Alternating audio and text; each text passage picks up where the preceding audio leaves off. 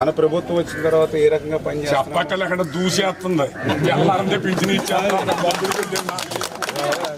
మందులు పుట్టినట్టు కూర్చుని అసలు చాలా బాగుంది.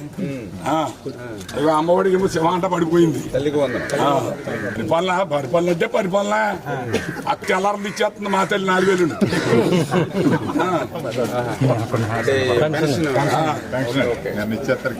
బాగానే ఉన్నాయి. అన్ని బాగున్నాయి. కళ్ళెదరే దాని వెళ్ళిపోతాం. టీవీలో చూస్తున్నాం కదంటే అంటే బాబు నడుకుంటా పోతుంటే పరిపాలన అక్కడ మీద ఇక్కడికి వచ్చేస్తుందా చాలా బాగుందని చెప్తున్నా కదా. వెళ్ళిపోవడం చచ్చిపోయే వాళ్ళం మంచిది కదా చచ్చిపోవడం.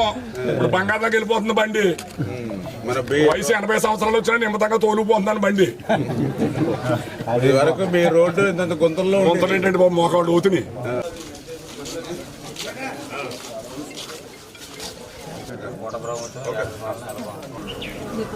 దీపం పథకంలో మీకు గ్యాస్ సిలిండర్లు ఫ్రీగా ఇస్తా ఉన్నాం.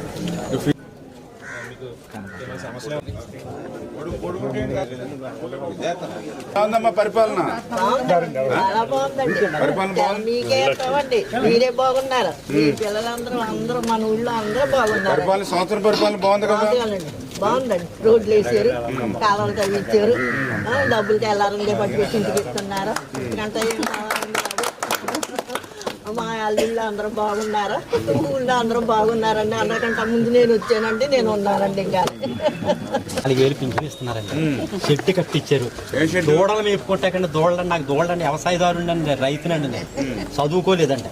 దూడలకు కావాలని కొడితే చెట్టు గారు దూడలకి చెట్టుకి రెడీ చేసి ఇచ్చారండి. గేదెలు మేపుకోవడానికి పాల కేంద్రాన్ని పోసుకుంటారండి పాలు. నాకు వాటి మీద బాగానే ఉందండి. అలా మీరు వచ్చాక బాగా డ్రైన్లు, పొలం మీద రోడ్లు చాలా సక్రంగా జరిగిందండి.